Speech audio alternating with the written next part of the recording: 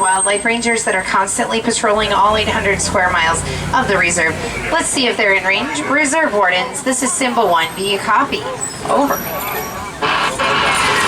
Simba 1, this is Warden Wilson Mutua. Over. Jumbo Wilson, Simba 1 is entering the reserve near the Little Aturi Forest. Come Jumbo, Simba 1. Keep your eyes open and drive carefully.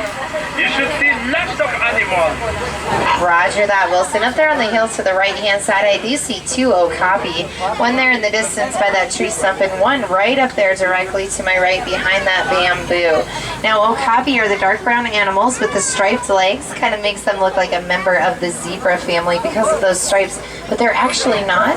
They are the only known relative of the giraffe family. Here on the left-hand side, those big storks with the bright yellow bills, those are called yellow-billed stork. Now they are a carnivorous bird. They feed on tiny snakes, frogs, crustaceans, and sometimes even little birds. We are approaching a watering hole, everybody, and the watering holes like this one are important gathering places for the rare species like the black rhino. Keep your eyes peeled. We're going to see if we can spot one. Black rhino are pretty huge, weighing about 3,000 pounds a piece. They can charge up to 35 miles per hour, and they have hide that is around 1 inch thick. Unfortunately, we don't see a lot of them, and that's due to poaching, everyone. They have no natural predators, but unfortunately, due to man, there are less than 4,200 black rhinos left here in Africa. Jaw-crushing force of 1,200 pounds per square inch of their jaw. That is a massive, massive bite. You guys probably don't want to go swimming with those guys anytime soon. I'll hold on tight, everybody. Let's get out of there. See what else we can find. Simba 1, come in. Jumbo Warden, this is Simba 1. Just wanted to let you know that my ground patrol has seen a lot of elephant activity near the red clay pit. You definitely want to check out that area. Roger that, Wilson. We'll be heading to the red clay pits here in just a moment, but first we are leaving the forest and nearing the savannah. Different ecosystem as well as different species of animals. Now, speaking of different there, that tree on the right hand side, it looks pretty funny. It looks like it's upside down, but it's actually not. It is called a baobab tree, and baobab trees are able to withstand very long periods of droughts by going leafless about 9 months out of the year. Then when it does rain, they're able to store massive amounts of water inside of those huge trunks that they have. Now look here on the left-hand side, everyone. This is of migrating animals like the giraffe. And there are a couple Maasai giraffe there on the right-hand side that I believe we're going to get an even better view of here in a few minutes as soon as we make our way around to that area. Now, Maasai giraffe, they have a lace-like pattern, and their spots look more like oak leaves, unlike the reticulated giraffe that have a net-like pattern. Off to the right-hand side, we're also going to get a great view of them in here in a few moments. Those are called Thompson gazelle, the tan animals with the black stripe and the white bellies.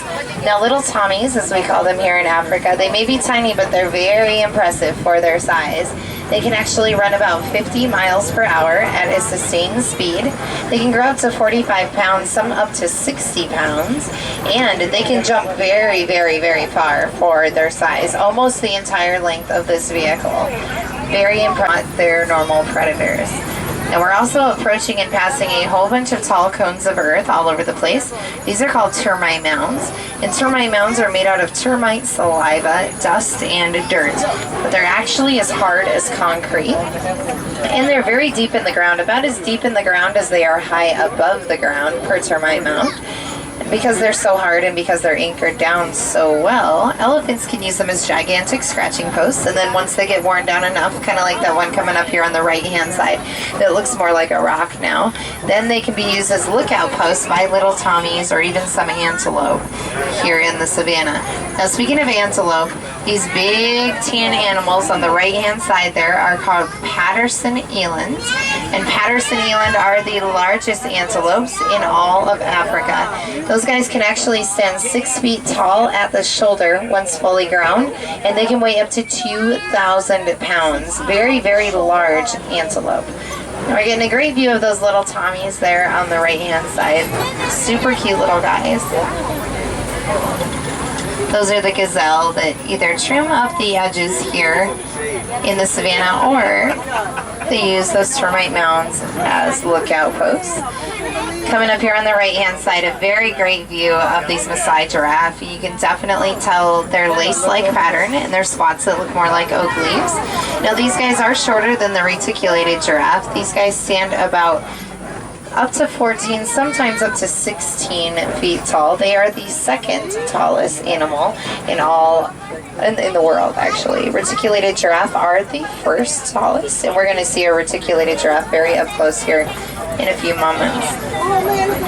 I do see some movement going on underneath these bush-like trees that are coming up here as well. And those are white-bearded wildebeest that we're going to get much closer to here in just a moment. White-bearded wildebeest, they are part of the largest group of migration of animals on Earth. Every year, 1.5 million wildebeest alone navigate across the Serengeti grasslands in a gigantic herd. Now, they're joining other millions of animals, but 1.5 million just wildebeest alone. Then they're right here on the left-hand side. This giraffe that is directly in front of us is a reticulated giraffe. Their name comes from the Latin word reticulata, and that means net for their net-like pattern. And those are the tallest animal in the world. The reticulated giraffes, some can stand up to 22. They have been known to reach up to 24 feet tall. Now that's a very, very tall animal. If you looked at these big palm trees that are here on the right-hand side, there's big cattle with gigantic horns underneath those trees, and those are called Ankole cattle, or Watusi cattle is another name for them. Those horns can actually get up to 6 feet in length, and they are mostly hollow. They look like a honeycomb inside. That honeycomb looking thing is full of blood vessels that help act as a radiator for the animal. As blood is pumped through their horns, it allows a whole bunch of time for excess heat to escape their bodies. It's very cool. Big elephant there on the right-hand side. Now that one definitely is not a female elephant because of the size. We're going to pull around to an open clearing. Just keep your eyes open on the right-hand side here. It's in slow so everybody can get a glimpse of that elephant. That is most definitely a male elephant though because of how large that one is. They weigh around 10,000. To the right-hand side. Everybody lean to the right-hand side. Okay, right now we're perfectly balanced. Nobody moves. Stay perfectly still. Front tires are off the bridge. Back tires. Wow, that was close. I think somebody back there probably forgot to cross your fingers.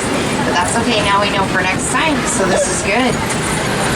Well, we made it to the red clay pits, and that's what's important. I do see a whole bunch of test marks there in the red clay on the right-hand side and some on the left. Now, elephants actually eat some of that red clay to get beneficial minerals. We're going to pull forward and try to find a spot where we're able to stop. Keep your eyes peeled, though, as we make our way through here.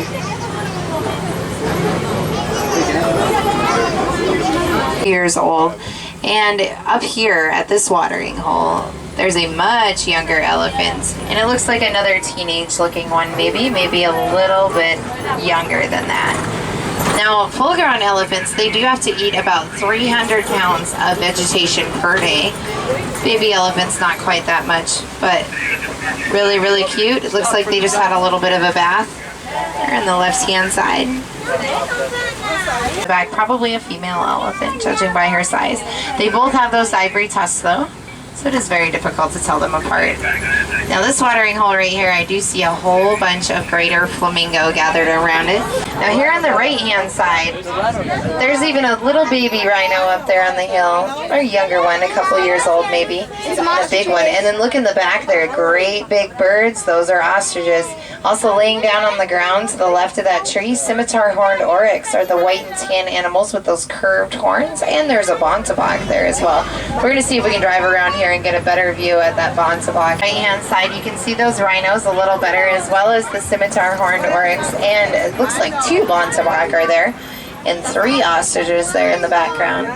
Really cool animals. Bontebok, unfortunately, are extinct in the wild, as are addax that are right up here, but you can still find them in reserves such as this one.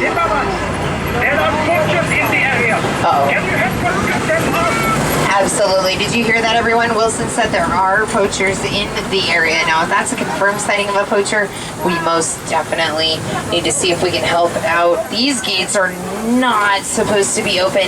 This is a really bad sign that poachers could have been right here in the reserve. Now, hold on tight, everybody. We're going to see if we can catch up.